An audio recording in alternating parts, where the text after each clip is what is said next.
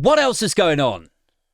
Let's really get into this, shall we? Greg Hands, friend of the podcast, of not the podcast and the punk politics videos, certainly.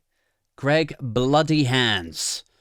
What a gem that man is. Just the most lowbrow Brit flick portrayal of a game show host that you could ever imagine, isn't he? Like, if somebody was casting a game show host in a low-budget Danny Dyer film, you know, like, they had some budget, but they blew it all paying some periphery cast member from Lock Stock to come in and say, like, 3 lines and then fuck off. Like, that's where all of the actual budget has gone. Anyway, now they have to make do with, like, local Amdram auditions to fill all of the other roles, all the other parts in it. You know, maybe there's a scene that's set in 1998 where Channel 5 are doing a game show for that role, for that part. Greg Hands would be a shoo-in. Like, the only reason he wouldn't get that role is if he was going to be worried that he would then be typecast. You know, like that is the only reason. Or if he was, you know, too busy to come on set.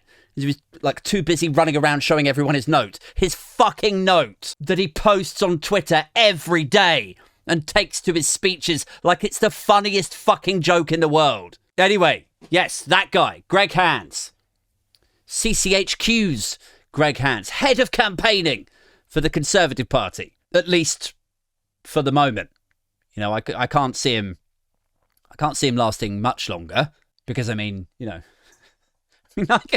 look at the polls, man. Like, I mean, I know that the Tories are bad at looking at metrics and judging whether something is a success when it's something that doesn't affect them.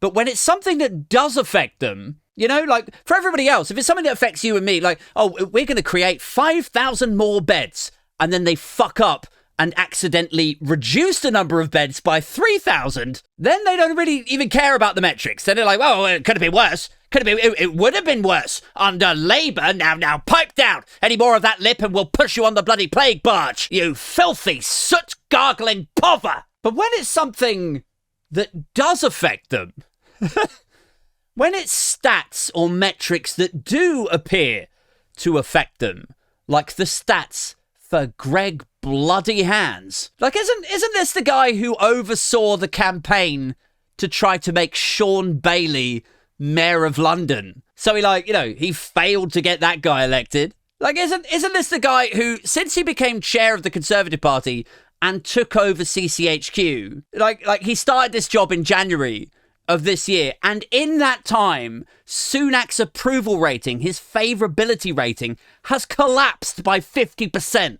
Like, isn't this the same guy who, through CCHQ and all of his different campaigning tactics and strategies, doing the fake newspapers, you know, where they were printing newspapers to just funnel out their propaganda, and all the jokes about the note and his Keir Starmer flip-flops, and the lies about, oh, Keir Starmer hasn't mentioned inflation once in his speech. The leaflets, the by-elections, all of it has been for nothing because the dial hasn't moved in voting attention in that entire time. It's been Labour ahead by 25 points. It hasn't moved for a fucking year. Like, in what kind of fucked up political world do you have to live in to look at the performance of this guy and then go, yep, steady as she goes, Greg. Keep on doing what you're doing.